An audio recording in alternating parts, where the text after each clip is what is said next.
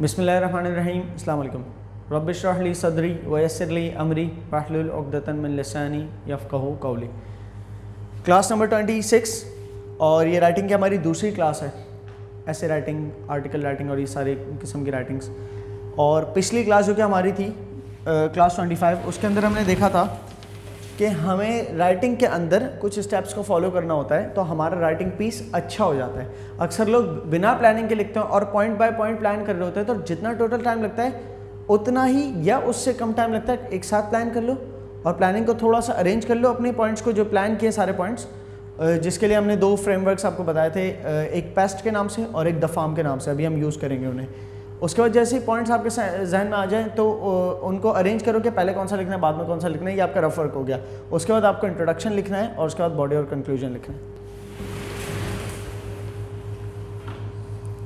ठीक है, तो हमारे जो जिस तरह के हम एसेज कवर करेंगे, देखिए एक तो होते हैं स्टोरी राइटिंग टाइप के, कि आपने जो है ना एक पिकनिक पे गए थे तो क्या हुआ था वहाँ का हाल बयान करें।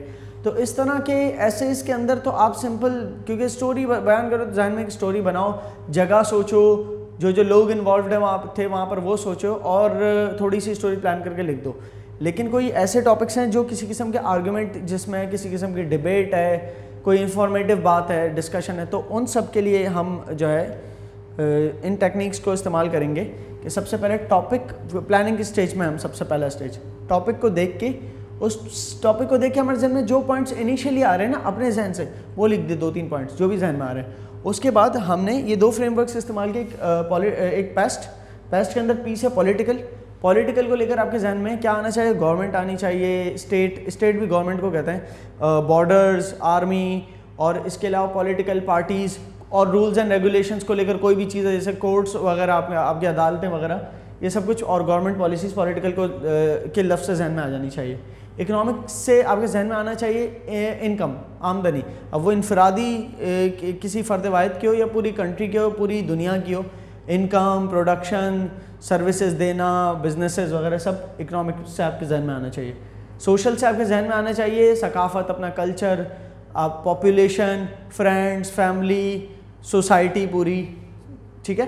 टेक्नोलॉजिकल, वैसे तो टेक्नोलॉजिकल का मतलब कंप्यूटर के अंदर जो कंप्यूटर और इलेक्ट्रॉनिक प्रोडक्ट्स के अंदर जो दिन ब दिन डेवलपमेंट हो रही है, तो वो इससे जहन में आता है। लेकिन आपको वो तो जहन में आ ही जाए, चलो गुड है, लेकिन इस वर्ड से और जहन में आने चाहिए तरक्की, इन्वेंशंस, या कुछ इजाद करना मतलब इन्वेंशन, या दरियाफ्त करना मतलब डिस्कवरी। तो कुछ भी नए स्टेप्स या इम्प्रूवमेंट और तरक्की, वो सब इससे जहन में आनी चाहिए टेक्नोलॉजिकल से। और भी कुछ जहन में आता है तो वेल एंड गुड। ये वर्ड्स हम ऐसे में नहीं लिख रहे हैं, लिख दें इसमें से कुछ अगर यूज़ करते हुए तो सही है, लेकिन ये तो हमारा रफ वर्क है ना, इसमें हम जो भी करना चाहें करते हैं। ट्रांसपोर्टेशन से हमारे जहन में, वैसे तो ट्रांसपोर्टेशन से जहन में जहाज़, कश्ती, गाड़ी, ये सब आएगा, लेकिन इसके अलावा भी आपको पूरा इंफ्रास्ट्रक्चर जहन में आना चाहिए कि एक तो आपके आमदोरफ्त का इंफ्रास्ट्रक्चर है कि जिसमें गाड़ियाँ, बसें, जहाज़ वगैरह सफ़र करने के लिए। इसके अलावा क्या है, कम्युनिकेशन का इंफ्रास्ट्रक्चर जहन में आना चाहिए कि बातचीत कर रहे हैं हम तो इंटरनेट की लाइनें, फ़ोन की लाइनें, आपके ये जो सारे टावर्स वगैरह हैं, ये पूरा इंफ्रास्ट्रक्चर, या फिर यूटिलिटीज़ का इंफ्रास्ट्रक्चर भी जहन में इससे आ सकता है, जैसे कि इलेक्ट्रिसिटी का जो पूरा नेटवर्क बिछा हुआ है, पानी का नेटवर्क बिछा हुआ है, गैस का नेटवर्क बिछा हुआ पूरे मुल्क के अंदर, तो इससे ये पूरा इंफ्रास्ट्रक्चर भी जहन में आ सकता है। इसी वर्ड से मेरे क्या क्या आ रहा है मैं वो आपको बता रहा हूँ। हाउसिंग के लफ्ज़ से मेरे जहन में क्या क्या आ रहा है, फैमिली, रिहाइश, वे ऑफ लिविंग, मतलब स्टैंडर्ड ऑफ लिविंग कि किस स्टैंडर्ड पे रह रहा है, लो इनकम है कैसे रहता है, हाई इनकम कैसी, इससे हाउसिंग से मेरे जहन में आ रहा है। ठीक है। इसी तरीके से अच्छा, हाउसिंग से मेरे जहन में लोगों का प्रेशर भी आ सकता है, घर वालों का, दोस्तों का, सब भी हाउसिंग के लफ्ज़ से आ सकता है। एजुकेशन, इससे जहन में जानकारी, स्किल्स, अवेयरनेस, ये सब कुछ जहन में आता है मेरे। फूड से खाना तो जहन में आता है, खाना पीना जहन में आता है, इसके अलावा बेसिक नीड्स भी जहन में आती है कि बेसिक नीड्स, या फिर लग्जरियस ईटिंग, आउटिंग, ये सब भी जहन में आ जाता है इससे। अपैरल से जहन में, वैसे तो कपड़ा है अपैरल का मतलब, लेकिन इससे जहन में फैशन भी आता है, और स्टाइल, फैशन, ब्रांड्स, ये सब जहन में आ सकता है। रिक्रिएशनल एक्टिविटीज़ मतलब वो एक्टिविटीज़ जो आपके फारिग वक्त में आप सुकून हासिल करने के लिए करते हो। मिसाल तौर पे स्पोर्ट्स हो गया, या एडवेंचर हो गया, किसी किस्म का टूर हो गया, कहीं टूर जा के कर रहे हो, प्लांटेशन कर रहे हो, ड्राइंग कर रहे हो वगैरह, तो ये सारी रिक्रिएशनल एक्टिविटीज़ हैं। मेडिकल से इससे जहन में सिर्फ दवाई नहीं आनी चाहिए, मेडिकल से हॉस्पिटल भी आ सकता है मेडिकल। इसके अलावा फिटनेस, हेल्थ, क्या हेल्दी एक्टिविटीज़ है, क्या आपको स्ट्रॉन्ग करती हैं, ये सब जहन में आ जाता है। तो ये हमारे कीवर्ड्स हैं। अब हम टॉपिक को देखते हैं, ठीक है। टॉपिक है can the death penalty be effective.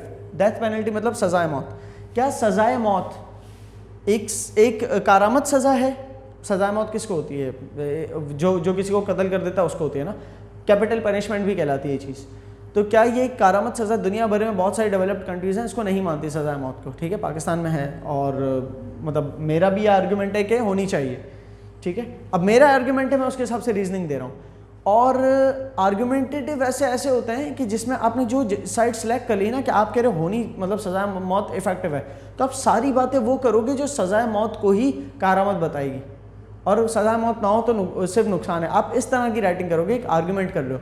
Discussion में हमारे पास ये मार्जिन होता है, दोनों साइड्स की बातें करते हो कि सज़ाए मौत कारामद होती भी है लेकिन कभी कभी नहीं भी होती है। ये दोनों साइड के आर्गूमेंट्स कर सकते हो डिस्कशन में, लेकिन ये मैं आर्गूमेंटेटिव स्टाइल में लिखा है तो एक ही तरफ के सारे पॉइंट्स आपको दिखेंगे। मैंने सारे आर्गूमेंटेटिव टाइप के मतलब जो साइड सेलेक्ट कर रहा हूँ सारे पॉइंट्स उसी के हक में, ठीक है। तो मैं कह रहा हूँ कि हाँ हो सज़ाए मौत कारामद होगी। क्यों? अब मेरे जहन में पहले फ्रेमवर्क्स में जाने से पहले जहन में जो पॉइंट्स आगे लिख दिए कि भाई क्या किसी को कत्ल करके एक डर होगा कि खुद पकड़े गए तो सज़ाए मौत होगी। तो ये डर जो है इतना ये खौफ जो है वो क्राइम को कम कर सकता है।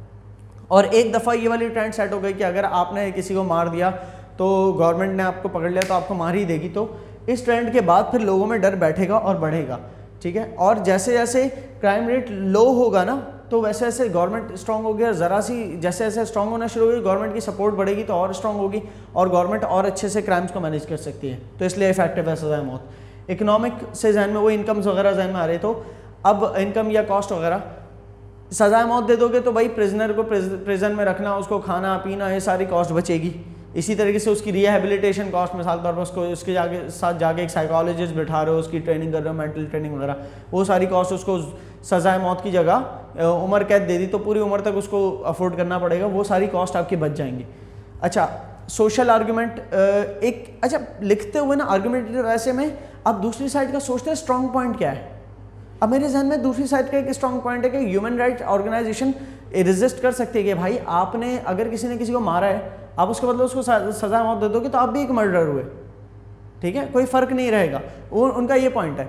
और उसको जो है ना क्या कहते हैं काउंटर करने के लिए भी मेरे पास कोई पॉइंट ऑलरेडी लिखा होना चाहिए कि कल को किसी का ऐसा पॉइंट आ रहा हो तो उसको काउंटर करने के लिए मेरे पास पॉइंट मौजूद हो। वो क्या है? हाउ एवर एक ज़िंदगी के बदले फ्यूचर जनरेशन्स की बहुत सारी ज़िंदगियाँ अगर बच रही हों और वो ज़िंदगी भी किसकी जा रही है? ऐसे बंदे की जिसने किसी और को कत्ल किया है, तो उसके बदले उसको कत्ल कर दिया जाए तो फ्यूचर में सोसाइटी में क्रिमिनल्स कम पैदा होंगे, लोग आगे जाके कम मरेंगे। ये इसका एक काउंटर आर्गूमेंट है, ठीक है। टेक्नोलॉजिकल, इसके अलावा यह है कि गवर्नमेंट इनोवेशन कर सकते हैं, मतलब नित नए वो तरीके निकाल सकते हैं कि किस तरह से, क्योंकि गवर्नमेंट नहीं चाहेगी कि इंटरनेशनल इमेज ये बने, यहाँ लोगों को इतनी फांसी होती है, इतना क्राइम रेट है, तो गवर्नमेंट चाहेगी कि किस तरह से नए नए वेज निकाले और लोगों को अवेयर करे, मतलब लोगों की काउंसलिंग करे, कल को जाके वो क्रिमिनल्स ना बने। जिस वर्ड से मेरे जहन में पॉइंट्स नहीं आ रहे थे मैंने नहीं लिखे, ठीक है। इसी तरीके से हाउसिंग को, एजुकेशन को लेकर ये लिखा है कि जो क्रिमिनल है उसकी भी तो कोई फैमिली है, वो सोचेगा कि यार कल को मैंने किसी को मर्डर कर दिया, मुझे मार दिया गया, तो फैमिली कौन देखेगा। इसके अलावा एजुकेशन को लेकर जना आवाम के अंदर अगर बचपन से जानकारी मिल जाएगी कि यार किसी ने किसी को मारा था, उसको फांसी हो गई, न्यूज़ में आ गया सब, तो बचपन से ही खौफ बैठ जाएगा भाई मारने के बदले फांसी है। तो ये इस तरीके से क्राइम रेट फ्यूचर का भी कम हो सकता है, इफेक्टिव है ये डेथ पेनल्टी, ठीक है। और इसी तरीके से एक मर्डर की लाइफ जो है वो उसको ज़रा से भाई इंस्पिरेशनल स्टोरी नहीं बनी, क्योंकि देखो पकड़े गए तो मौत है, नहीं पकड़े गए तो भागता रहेगा ज़िंदगी भर, और ज़िंदगी में कोई रिक्रिएशनल एक्टिविटी या ज़िंदगी के जहनी सुकून का मौका ही उसको नहीं मिलेगा, खुल के कोई अदर एक्टिविटी कर ही नहीं सकता। तो क्योंकि इंस्पिरेशनल नहीं होगी उसकी लाइफ तो लोग भागेंगे ऐसी लाइफ से, ठीक है। तो वो पॉइंट्स थे। इसी तरीके से एक और टॉपिक पे आ जाते हैं। ये हमारे टॉपिक का नाम है will making tobacco illegal prevent smoking. क्या टोबैको को इलीगल कर देने से स्मोकिंग रुक जाएगी? इसके अंदर मैंने साइड कौन सी सिलेक्ट की? नो। मैंने कहा नहीं यार, अगर आप टोबैको को इलीगल कर दोगे तो ये इफेक्टिव नहीं होगा। हो सकता है इफेक्टिव हो थोड़ा बहुत कि इलीगल कर दोगे, मार्केट में टोबैको नहीं मिलेगा तो लोग कम कंज्यूम करेंगे, सप्लाई अवेलेबल नहीं है। लेकिन मैंने लिखा है नो, और मैं सब नो के मतलब मैं कह रहा हूँ कि नहीं, इलीगल कर दिया टोबैको, फ़ायदा नहीं है इसका। ठीक है, इसके लिए अप्रोच दूसरी अपनानी चाहिए मेरे ख्याल से, क्योंकि आप जब टोबैको को इलीगल करते हो तो बंदा रूल तोड़ के पी लेगा और कहीं किसी और तरीके से अपने नशे पूरे कर लेगा। मतलब फर्स्ट टाइम जो स्मोक कर रहा है, उमूमन नौजवानी में स्टार्ट होता है, तो फर्स्ट टाइम जो स्मोकिंग कर रहा है वो भी तो एक तरह से उसूल ही तोड़ रहा है ना। घर की तरफ से अगर उसको देखा जाए तो इलीगल है भाई स्मोकिंग मत करना, तो घर का एक अपनी फैमिली का रूल तोड़ रहा है। तो इसी तरह गवर्नमेंट का रूल फिर क्या है, उसको मौका मिलेगा वो तो रूल तोड़ेगा जैसे। तो बेहतर यही अप्रोच है कि आप काउंसलिंग करें और इसको जो है ना क्या कहते हैं कॉस्ट बढ़ा दे स्मोकिंग की। बहरहाल तो पॉलिटिकल को लेकर जहन में क्या पॉइंट्स आए कि भाई अगर आपने स्मोकिंग इलीगल कर दी तो बहुत सारी रेजिस्टेंस मिलेगी, बहुत सारे लोग आपके अगेंस्ट हो जाएंगे, क्योंकि ऑलरेडी एक कंट्री जहाँ पर बहुत स्मोकर्स हो वहाँ पर इलीगल कर दी तो बहुत, हाँ जहाँ पर कभी स्मोकिंग रही ही नहीं है वहाँ इलीगल करे तो मसला नहीं है इतना, तो बहुत लोग टर्न अगेंस्ट हो जाएंगे गवर्नमेंट के। इस इकोनॉमिक को लेकर क्या, गवर्नमेंट का बहुत सारा रेवेन्यू कम हो जाएगा, जो सिगरेट्स लीगली बिकते हैं तो टैक्स रेवेन्यू आता है वो कम हो जाएगा। फिर सिगरेट्स स्मगल होंगी तो बॉर्डर्स के ऊपर कंट्रोल लगाना और कस्टम्स के ऊपर बैग खुलवाना हर एक के, फिर कस्टम्स के जो है ना बूथ ज़्यादा कर देना ताकि लंबी लाइनें ना लगे, ताकि क्योंकि हर एक के बैग खुलने के सिगरेट ना निकल आए उसमें से। तो इस सब की एडमिनिस्ट्रेशन कॉस्ट बहुत है, गवर्नमेंट को इस सब की कॉस्ट बहुत है, ऊपर से सिगरेट बेचने पे जो टैक्स रेवेन्यू था वो भी कम आ रहा है। इसके अलावा पीयर प्रेशर जो है ना, पेयर उसे कहते हैं जो आपके साथ के आपके दोस्त होते हैं, आपके क्लासमेट्स होते हैं, आपके मोहल्ले के दोस्त यार, वो सारे पेयर्स कहलाते हैं। तो उनका प्रेशर भी तो होता है ना, कि मिसाल तौर पे अक्सर ऐसा होता है कि कोई उसूल आ गया सामने तो उसकी वजह से आपने कोई चीज़ छोड़ दी ना, तो सिगरेट तो एक ऐसी वैसी चीज़ है जो रूल तोड़ के स्मोकिंग करने में मज़ा एक ज़िंदगी का आ रहा होता है बच्चों को, नौजवानों को, तो वो स्टार्ट ऐसे होती है ना। अब पेयर प्रेशर ऐसा आता है कि भाई क्या उसूल है तो मम्मी डैडी है तू तो नहीं पी सकता, अब उस वजह से बंदा रूल तोड़ के पीने की कोशिश करता है। होता है जैसे अभी गवर्नमेंट की तरफ से आइसोलेशन की बातें, तो हैं ऐसे लोग कि भाई अल्लाह पे तवक्कल करो, क्या ये आइसोलेशन बीमारी अल्लाह की तरफ, बीमारी शिफा अल्लाह की तरफ से है, ठीक है। जो आइसोलेशन में रह रहे हैं तो आप उसको तंज कर रहे हो। अगर मतलब पहले एक हदीस है आप सल्लल्लाहु अलैहि वसल्लम की, पहले आप ऊँट बांधे और अल्लाह पे तवक्कल करें, कमोवेश अल्लाह माफ़ करे, इस तरह की हदीस है। मतलब अल्लाह पे तवक्कल के साथ एहतियाती तदाबीर तो आपके हाथ में। बहरहाल यहाँ पर आते हैं तो एहतियात कोई कर रहा हो या रूल्स नहीं तोड़ने की भी कोशिश कर रहा हो तो स्मोकर्स आपस में कि यार तू खुद छोड़ता तो बात थी, गवर्नमेंट के कहने पे छोड़ रहा है तो वो फिर पी ले शायद। अच्छा, टेक्नोलॉजिकल मतलब इनोवेशन जहन में आप सोचें, ड्रग्स को लेकर इनोवेशन आ सकता है। स्मोकिंग ख़त्म हो गई तो किसी और किस्म का कोई भी अलग किस्म का नशे जो है ना मार्केट में लॉन्च हो जाए शायद, और वो और ख़राब हो स्मोकिंग से तो और बुरी बात है। ट्रांसपोर्टेशन को लेकर जहन में नहीं आ रहा था, इन दो को लेकर जहन में नहीं आ रहा था। इस तरीके से स्मोकिंग जो है लोग घरों में शायद शुरू कर दे, छुप छुप के पीना घरों में, छतों पे, जो कि शीशा जब बैन हुआ तो छतों पे शुरू हो गया, तो वहाँ पे आसपास के मोहल्ले के बच्चे भी जुड़ गए। इसी तरीके से आप अगर उसूल डाल देते हो कि फ़लाँ चीज़ इलीगल है तो गवर्नमेंट की तरफ से तो प्रेशर इस चीज़ का हट गया कि भाई आप एजुकेट करो ना लोगों को कि अनहेल्दी है, इलीगल क्यों कर रहे हो, आप एजुकेट करो, उसकी कॉस्ट बढ़ा दो, एजुकेट करो। जब एक बड़ी आवाम जो है वो छोड़ दे स्मोकिंग तो फिर आप इस पोजीशन में होगे कि आप उसको इलीगल भी कर सको। आप शुरू में तो बहुत रेजिस्टेंस हो जाएगी। बहरहाल तो इस तरह से फिर एक दो पॉइंट्स और है कि फॉर एग्जाम्पल मेडिकल के ऊपर हेल्थ को लेकर पॉइंट है कि अगर स्मोकिंग जो है बंद कर दी गई, उसकी जगह दूसरे नशे, इनोवेशन, कोई नित नए किस्म के नशे निकाल लिए गए तो हो सकता है वो जानलेवा हो, दूसरे नशे इतने सेफ़ ना हो, स्मोकिंग तो फिर थोड़ी सेफ़ है। ठीक है, चलें क्या कंपटीशन अच्छा होता है तो उसको लेकर भी पॉइंट्स डालें कि कंपटीशन जो है, पहले जो जहन में दो पॉइंट्स आ गए, मैं कह रहा हूँ कि हाँ भाई कंपटीशन अच्छा होता है, इसकी वजह से लोग हमेशा आगे आगे निकलने की करते हैं। तो कंपटीशन की वजह से गवर्नमेंट्स को लेकर के गवर्नमेंट्स अच्छा से अच्छा परफॉर्म करने की करती है, क्योंकि अगर नहीं करेगी तो अपोजिशन पॉलिटिकल पार्टीज़ जो है वो आपका इमेज ख़राब करेंगी, तो लोगों के लिए फ़ायदा ही होता है इससे। इसी तरीके से कंपनीज़ जो है, जहाँ पर कंपटीशन होता है तो वहाँ पर कंपनीज़ कम से कम पैसों में अच्छी से अच्छी प्रोडक्ट्स बनाने की कोशिश करती हैं, और इस तरह से प्रोडक्शन मेथड भी अच्छे से अच्छे होते चले जाते हैं, तो लोगों के लिए बड़ा फ़ायदा है वो। इसी तरीके से सोसाइटी में क्या, सोसाइटी भी उमूमन क्या करती है, कंपेयर करती है लोगों को और उसके बाद जो है ना उनको रिवॉर्ड्स देती है। तो जहाँ जिस सोसाइटी में कंपेयर किया जाता है तो वो लोग कंपटीशन में रहते हुए अच्छे से अच्छा परफॉर्म करने की कोशिश करते हैं ताकि सोसाइटी की नज़र में अच्छे हों, उनका ब्रांड, उनका नेम जो है एक ब्रांड बन जाए। तो इस वजह से हमारे पास जो स्किल लेवल है वो अच्छे से अच्छा तर होता चला जाता है कंपटीशन की वजह से। ठीक है। इसी तरीके से एजुकेशन को लेकर भी है कि अपने स्किल्स को मैच रखने के लिए मार्केट कंडीशंस चेंज होती जा रही हैं दिन ब दिन, और कंपटीशन में रहने के लिए दिन ब दिन अपने आप को इम्प्रूव कर रहे होते हैं। अब इसी में काउंटर आर्ग्यूमेंट में सोचूं किसी अगले का आ सकता है कि यार कंपटीशन होने से लोग कंपेयर करते हैं, और जो कंपैरिजन में नीचे रह जाता है, जो कंपटीशन में कम्पीट नहीं कर पाता, और उसकी तरफ लोगों का ज़्यादा ध्यान नहीं होता, वो स्ट्रेस में जा सकता है। कितना नुकसान है कंपटीशन का। तो ये बात जहन में ना कि किसी का ऐसा पॉइंट आ सकता है, तो वो पॉइंट आने से पहले ही मैंने एक पॉइंट यहाँ पर ये लिख दिया कि पेरेंट्स भी कम्पीट करते हैं कि मेरे बच्चे की ग्रूमिंग अच्छी से अच्छी हो। तो अब कल को कोई ये पॉइंट दे रहा होगा ना कि यार आप कम्पीट कर लो, तो बच्चों में बेचारा जो कंपटीशन जो अच्छे रिजल्ट्स नहीं लेके आ रहा है, तो वो तो स्ट्रेस में चला आएगा। लेकिन आपने दूसरे पॉइंट पे लिखा है, आप कह रहे हो कि भाई पेरेंट्स जब है ना घर पे मौजूद, वो कम्पीट कर रहे हैं कि मेरे बच्चे की परवरिश अच्छी से अच्छी हो। और परवरिश में सिर्फ स्कूल के रिजल्ट शामिल नहीं है, जहनी सुकून, स्पोर्ट्स, बच्चा कितना हैप्पी, ये भी तो शामिल है।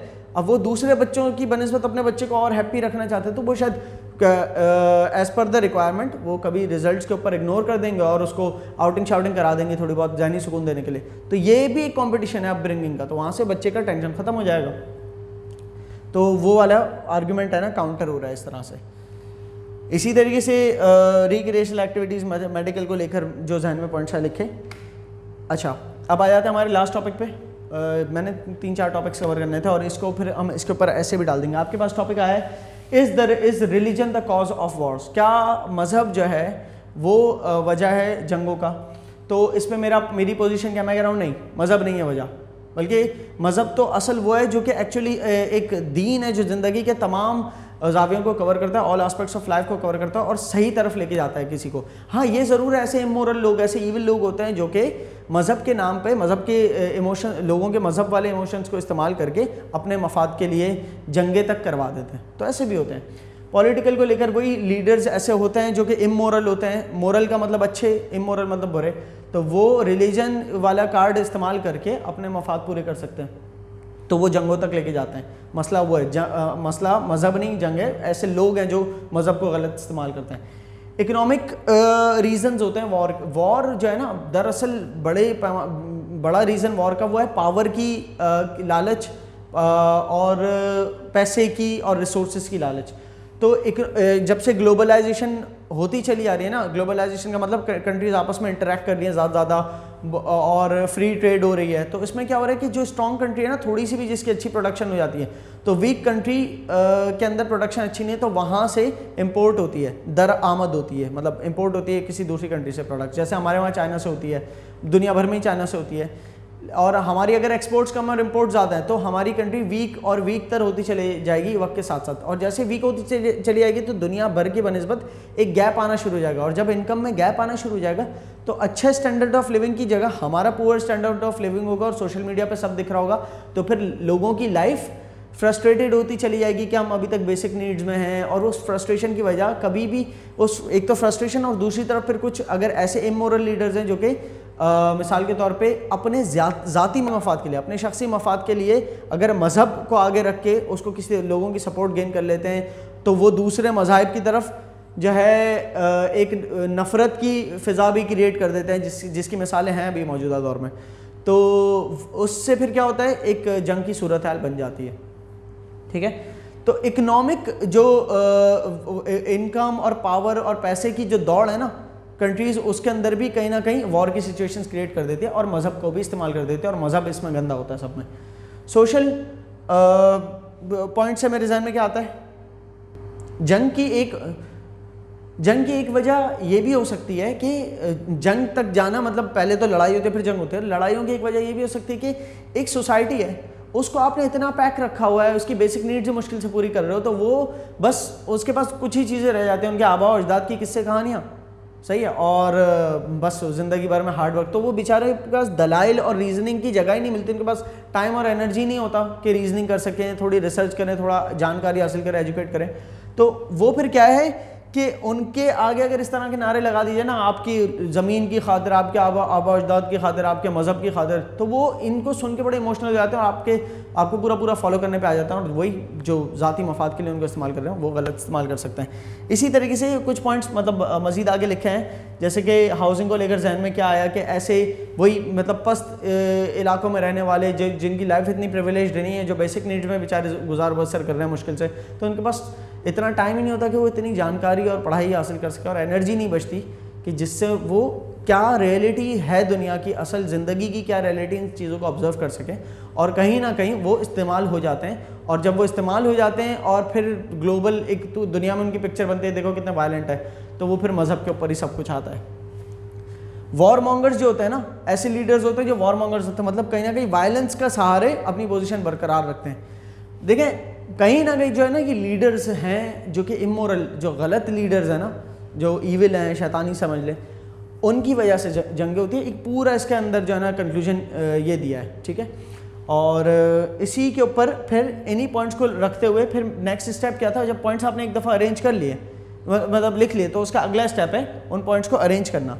उन पॉइंट्स के साथ अरेंजमेंट में मैंने पढ़ा सारे पॉइंट्स को अपना दोबारा, और पॉइंट नंबर 2 जो दूसरे नंबर पे मेरे जहन में आता है उसको 1 लिख दिया, इसको 2 लिख दिया, फिर आगे जाके ये ऊपर वाला पॉइंट मैंने कहा ये 3 बनता है, मतलब सीक्वेंस के हिसाब से ऊपर से नीचे की तरफ ऐसे को उतारा हूँ, मोर इंपॉर्टेंट बात ऊपर, उसके बाद वाली बात नीचे, फिर उससे कम इंपॉर्टेंट नीचे, ठीक है। और कुछ पॉइंट्स को मर्ज अप कर दिया, मिसाल तौर पे इकोनॉमी के पॉइंट को उससे मर्ज अप कर दिया कि लोगों की बेसिक नीड्स पूरी नहीं हो रही, तो ऐसे भी आगे जाके करूँगा। तो ये मैंने सबके साथ नंबर्स डाल दिए कि पहले कौन सा लिखना है, बाद में कौन सा लिखना है, सही। और बस इसके बाद ऐसे राइटिंग शुरू कर देनी है। अच्छा, मैंने यहाँ पर खाली करके दिखा दिया है, जो पहला दूसरा तीसरा था उनको अरेंज कर दिया, पहले वाले को टॉप पे, दूसरे को दूसरे नंबर पे, इस तरह से। लेकिन इतना टाइम नहीं होगा आपके पास, और आपने ऑलरेडी प्लानिंग की है, प्लानिंग के बाद बस आपने लिखना है। तो 1 2 3 जो पीछे मैंने किया बस उसको ध्यान में रखते हो, अब आप लिखना शुरू कर देंगे। अब ये ऐसे राइटिंग की तरफ हम आ गए, ठीक है। हमारा जो पहला स्टेज और दूसरा स्टेज कर लिया, प्लानिंग कर लिया, प्लानिंग के पॉइंट्स को अरेंज कर लिया, नंबरिंग कर ली, ठीक है। और नंबरिंग करने के बाद अब इंट्रोडक्शन पे आ गए। इंट्रोडक्शन के अंदर हमें क्या करना है, जो टॉपिक है उसका व्हाट ढूंढना है, कुछ तो कोई एक आध जुमला पीछे से लेकर आना है ना, टॉपिक के किसी भी लफ्ज़ को या टॉपिक में से किसी भी चीज़ को उठा के पहले डिफाइन करेंगे, ताकि हमारा स्टेज सेट हो, एक पैमाना बने जिसके ऊपर फिर हम पूरा लिखें। तो हमारा टॉपिक है is religion the cause of Wars, क्या मज़हब जो है जंगों की वजह है। तो इसमें से हम किस चीज़ को, इज़ को डिफाइन करें। इज़ जो है एक हेल्पिंग वर्ब होता है, इज़ एम आर वो बी की कैटेगरी, नहीं भाई। रिलीजन को डिफाइन करें, इसको कर सकते हैं। द को डिफाइन करें, कॉज को डिफाइन, कॉज का मतलब वजह, इसको डिफाइन करें, ऑफ को डिफाइन करें, वॉर्स को डिफाइन करें, या क्वेश्चन मार्क को डिफाइन करें। क्या रिलीजन या वॉर्स, इन दोनों में से ये समझ में आता है, इन दो में से कुछ डिफाइन करते हो। तो मैंने रिलीजन को डिफाइन किया, ठीक है, कि सबसे पहले बैकग्राउंड मतलब इंट्रोडक्शन में रिलीजन को डिफाइन किया। एंड एक रिलीजन, एक इफेक्टिव, एक कारआमद मज़हब वो होता है जो जिंदगी, जो दीन की सूरत रखता है, मतलब पूरी ज़िंदगी के अंदर हर जाविये की रहनुमाई करता है, ठीक है। और उसके फॉलोअर्स जो हैं वो एक अच्छी ज़िंदगी, सही ज़िंदगी गुजारते हैं। ये मेरा हो गया इंट्रोडक्शन। अब इंट्रोडक्शन के बाद फिर है थीसिस स्टेटमेंट। थीसिस स्टेटमेंट मतलब टॉपिक के अंदर आप किस तरफ हैं, आप इस चीज़ से एग्री करते हैं या नहीं करते। मैं नहीं कर रहा एग्री इससे, मैं एग्री नहीं कर रहा, तो मैं ये नहीं लिखूंगा no I do not agree with this, ये स्टेटमेंट नहीं लिखूंगा, बल्कि मैं एक ऐसी बात लिखूंगा जिससे जाहिर हो जाएगा कि मैं एग्री नहीं कर रहा। और वो चीज़ कहलाती है थीसिस स्टेटमेंट, कि आपका जो पॉइंट ऑफ व्यू है वो आपने जाहिर कर दिया इंट्रोडक्टरी पैराग्राफ में। ऐसे राइटिंग के अंदर ना हम सस्पेंस नहीं रखते कि शुरू में क्यों बता दो मेरा पॉइंट ऑफ व्यू क्या है, एंड तक बंदा खुद ही समझेगा। ये सस्पेंस की कोई मैं नॉवल थोड़ी लिख रहा हूँ, मैं शुरू में क्लियर कर दूंगा कि मेरा पॉइंट ऑफ व्यू क्या है, ताकि अगले सारे पॉइंट्स बंदा सुनते हुए समझता रहे कि मैं अपने पॉइंट ऑफ व्यू में रहते हुए सारे पॉइंट्स दे रहा हूँ, ठीक है। तो मेरा यहाँ पर थीसिस स्टेटमेंट यहाँ पर यह है कि इंट्रोडक्शन ये था कि मज़हब जो कि एक अच्छा वो है जिससे लोग सही ज़िंदगी जिसको फॉलो करके गुजारें, लेकिन ऐसे इमोरल लोग हैं, मतलब गलत लोग या ईविल या शैतानी लोग जो हैं, ऐसे हैं जो मज़हब को इस्तेमाल करते हैं, क्योंकि मज़हब जो है इंसान के इमोशन से डीप कनेक्शन रखता है, तो मज़हब को इस्तेमाल करते हैं और लोगों के इमोशंस का फ़ायदा उठाते हुए अपनी पावर को मेंटेन रखते हैं, ठीक है। तो ये मेरा थीसिस स्टेटमेंट है। तो इस थीसिस स्टेटमेंट से ये जाहिर हो रहा है कि मेरा पॉइंट ऑफ व्यू है कि मज़हब की वजह से जंगें नहीं होती, उन लोगों की वजह से होती है जो अपने ज़ाती मफाद के लिए, अपने पर्सनल बेनिफिट्स के लिए लोगों के इमोशंस, मज़हब वाले दीनी इमोशंस को यूज़ करते हुए अपने जो है ना काम निकलवाते हैं, ठीक है। अच्छा, इसके बाद मेरा आ जाता है, मैंने अपने पॉइंट्स जो लिखे थे उसकी सीक्वेंस में मैंने लिखना शुरू हो गया फिर कि वो लीडर्स जो कि अपनी पावर को मेंटेन रखना चाहते हैं सोसाइटी के अंदर, तो वो सोसाइटी के सेंटिमेंट्स को यूज़ करते हैं और वो जो है वॉर्स की हद तक भी चले आते हैं। लेकिन मतलब ऐसे इख्तिलाफात भी सामने ले आते हैं कि यार हम देखो वो हमारी ज़मीनों पे कब्ज़ा कर लेंगे, वो हमारे मज़हब के ख़िलाफ़ हैं, फ़लाँ फ़लाँ। तो इससे क्या हो रहा है, आपने एक ऐसी फ़िज़ा क्रिएट कर दी कि जिससे ये ज़ाहिर होता है कि आप इनके दीन के, इनके आबा अजदाद के, इनकी ज़मीन के बड़े खैर ख्वाह हैं और वो दुश्मन हैं। तो डिफरेंसेस सामने लेके आते हैं और वो डिफरेंसेस जहाँ पर क्या आप दोनों में, दो कौमों में क्या इख्तिलाफात है, वो जितने ऊपर करेंगे ना तो उतना जंग के चांसेस बढ़ेंगे। जब वो उसमें जंग होगी ना तो वो मज़हब के नाम पे भी होगी, तो फिर वो मज़हब के खाते में सारे चले आते हैं कि मज़हब की वजह से जंग हुई है। ठीक है, हालांकि वो भी इंसान के अपने बेनिफिट्स के लिए हुई होती है। जब लीडर्स अपनी सोसाइटी के वेलफेयर के लिए काम नहीं करते तो सोसाइटी पुअर रह जाती है, और वो जानबूझ के भी ऐसा करते हैं कि पुअर रह जाएं, ताकि जब अगर कोई बंदा मतलब अफोर्ड करना शुरू हो जाए एजुकेशन और एजुकेट कर ले तो कल को उससे चीज़ें समझ में आना शुरू हो जाएगी। सही है, अक्सर इंसान अपनी पोजीशन मेंटेन करने के लिए कुछ लिमिटेशंस लगा दे। मिसाल के तौर पे कल को मैं इंशाल्लाह स्कूल खोलता हूँ कोई, ठीक है, अब वहाँ पर उसमें मैं ये सोचता हूँ कि यार मेरे जहन में ना एक ईविल ख्याल आता है कि यार कल को मतलब ऐसा ना हो कि पेरेंट्स आपस में मिल जाएं और पेरेंट्स की पावर स्ट्रांग हो जाए, तो कल को मैं कोई स्कूल से स्टेप लेना चाह रहा हूँ और पेरेंट्स के लिए ठीक ना हो वो, तो सब मिल के एक साथ मेरे खिलाफ आएंगे तो फिर मुझे उनकी माननी पड़ेगी। इस चीज़ से बचने के लिए मैं क्या करूँ, पेरेंट्स के मीटिंग एरिया में पहले तो कोशिश की एक एक करके पेरेंट्स को बुलाया कि जब आपका मीटिंग नोटिस आए तभी मिलने आएंगे, ताकि पेरेंट्स आपस में इंटरेक्ट कम से कम कर सकें। उसके बाद फिर मीटिंग एरिया जो है वो लाइब्रेरी जैसा बना दो, लिख दूँ कि भाई डो नॉट टॉक, क्योंकि लाइब्रेरी के नाम पे बोले कि भाई लाइब्रेरी इसलिए बात नहीं करनी। अब पेरेंट्स आपस में जब मिंगल नहीं, मतलब आपस में बातचीत नहीं करेंगे तो नंबर शेयर नहीं होंगे, व्हाट्सएप ग्रुप नहीं बनेंगे, और जहाँ ऐसा नहीं होगा तो मेरी पोजीशन सिक्योर है। वरना कल को ग्रुप्स बन गए, पेरेंट्स एक साथ आके प्रोटेस्ट करते हैं तो मुझे उनकी माननी पड़ेगी। तो ये एक जानबूझ के लिमिटेशन रखी। वैसे लीडर्स भी करते हैं कि एजुकेट कर दिया अगर, तो कल को ये हमारे मुँह पर ही ना आ जाए। सही, समझना शुरू हो जाएंगे, चीज़ों को समझना शुरू हो जाएंगे कि किस तरह से माल जो है शहर तक पहुंच सकता है, और ज़मींदारों के लिए बड़ा मुश्किल हो जाएगा फिर मामला। अच्छा, due to lack of education society remains on status quo, तो लैक ऑफ एजुकेशन की वजह से सोसाइटी स्टेटस को पे रहती है। स्टेटस को मतलब मौजूदा हाल, जो करंट कंडीशंस है, और करंट कंडीशंस में रहती है तो वो ईजीली शिकार हो जाती हैं किन चीज़ों का, ऐसे इमोशनल जुमलों का कि भाई आपके जो है आपकी ज़मीन के लिए, आपके आबा अजदाद की कुर्बानियों की खातिर वगैरह वगैरह। ठीक है, तो ये एक पॉइंट डाला। फिर मैंने नेक्स्ट पैराग्राफ में फिर एक स्ट्रॉन्ग पैराग्राफ 4-5 अलग अलग पॉइंट्स को इसमें मर्ज कर दिया कि ग्लोबलाइजेशन की वजह से, मतलब ग्लोबलाइजेशन मतलब पूरी दुनिया आपस में इंटरेक्ट कर रही है, इंटरेक्ट कर रही है मतलब खरीदो फरोख्त कर रही है एक कंट्री दूसरी कंट्री से। अब इसी तरीके से ड्यूटीज़ जो है ना, मतलब फ्री ट्रेड हो रही है कि आसानी से यहाँ से वहाँ माल जा रहा है, वहाँ से यहाँ आ रहा है। तो इस चक्कर में क्या हो रहा है कि जो स्ट्रॉन्ग कंट्रीज़ है ना वो स्ट्रॉन्गर होती चली आ रही है, क्योंकि उनको प्रोडक्शन सस्ती पड़ रही है, और टेक्नोलॉजी जहाँ थोड़ी बेहतर हो गई तो और इम्प्रूव्ड हो गई उनकी प्रोडक्शन, तो और उनको सस्ती पड़ेगी, और कमाएंगे तो और ज़्यादा पैसा वो रिसर्च में लगा सकते हैं, तो कल को जाके और इम्प्रूव होंगे। और जो वीक कंट्री है वो वीक होती चली आएगी, क्योंकि उनकी खुद की कोई प्रोडक्शन नहीं, उनको ख़रीदना पड़ रहा है, और दूसरी कंट्री से ख़रीदना पड़ रहा है, तो उनका कंट्री के अपना पैसा, अपनी रिसोर्सेज किसी दूसरी कंट्री में जाके लग रही हैं। तो इस तरह से एक गैप क्रिएट हो रहा है इनकम में, लिविंग स्टैंडर्ड्स में भी वो गैप क्रिएट होगा। और जब लिविंग स्टैंडर्ड्स में वो गैप क्रिएट होगा कि एक कंट्री इतनी डेवलप चल रही है, दूसरी कंट्री उसके खाली लीडर्स अच्छे चल रहे हैं और बाकी अवाम जो ऐसे ही बैठे हुए हैं, तो उस अवाम में से फिर रेबेलियंस सामने आएंगे, मतलब रेबल्स निकलेंगे, जो कि जो है ना इनकलाबी सूरत हाल पैदा हो जाएगी, आप ये समझे।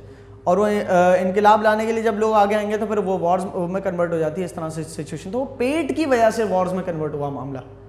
असल वो भूख थी, असल वो बेसिक एक्सपेंडिचर्स आपके जो है ना ज़िंदगी के बेसिक अखराजात पूरे नहीं हो रहे थे, उसको इस्तेमाल कर लिया लीडर्स ने, और वो फ्रस्ट्रेशन को इस्तेमाल करके जो है किसी तरह मज़हब के कोई बहाना आगे ले आए, और उस फ्रस्ट्रेशन और उस गुस्से का इस्तेमाल करते हुए मज़हब के नाम पे जो है ना मतलब एक बिगाड़ पैदा कर दिया।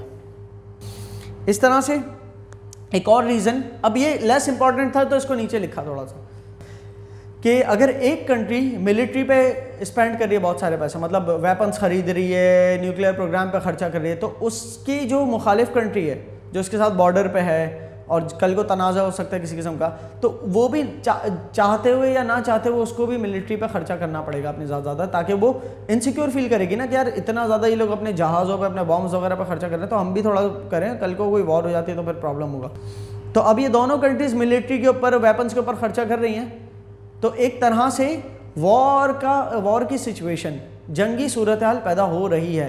वो जंग, दोनों के पास वेपन्स है तो जंग नहीं होगी, लेकिन कोल्ड वॉर, ये कोल्ड वॉर कहलाती है जो बातों की और मामलात की जंग होती है, जिसमें हथियार इस्तेमाल नहीं होते लेकिन फिर भी रिलेशंस ख़राब ही रहते हैं। और रियल वॉर से पहले कोल्ड वॉर ही होती है, जैसे पाकिस्तान इंडिया है, उसके दरमियान एक कोल्ड वॉर रहती है एक स्टेज तक, फिर कोई जंगी सूरत हाल, वाकई आर्म्ड वॉर भी हो जाती है जिसमें वेपन्स यूज़ हो जाते हैं। तो कोल्ड वॉर तो लेकिन हमेशा से ही रही है ना, और इसकी वजह से दोनों कंट्रीज़ को बड़े नुकसान हुए हैं। अच्छा, conclusively the real reason for wars are the personal ambitions. मैं क्या कंक्लूड कर रहा हूँ, अब कंक्लूजन हमारा आखिरी स्टेज है, बॉडी लिख दी पूरी, आखिरी स्टेज है कंक्लूजन। कंक्लूजन में जो ऊपर बातें की है ना, उसमें से सबका मजमूई बता दे कि रियल रीजन जो वॉर का है वो क्या है, इंसान के पर्सनल एम्बिशंस, पर्सनल जो एम होते हैं ना, अपने ज़ाती फ़ायदे के जो एम्स होते हैं, वो असल है वजह जिसकी खातिर अगर वो इमोरल इंसान होगा ना तो वो लोगों के इमोशंस को भी इस्तेमाल कर लेता है और वो मज़हब का कार्ड खेल के जो है लोगों के गलत फ़ायदा इमोशंस का उठा के वॉर और लड़ाई की तरफ बातों को ले जाता है। तो चलिए यहाँ पर ये ख़त्म होता है। ये तो जो पिछले 4 टॉपिक्स में से मैंने एक सेलेक्ट करके लिख लिया अपना, आप लोग जो है अपना लिखें, और ये मेरा ख़त्म होता है यहाँ पर। आप इन स्टेप्स को फॉलो करते हुए ऐसे राइटिंग कर सकते हैं। जज़ाकल्लाह।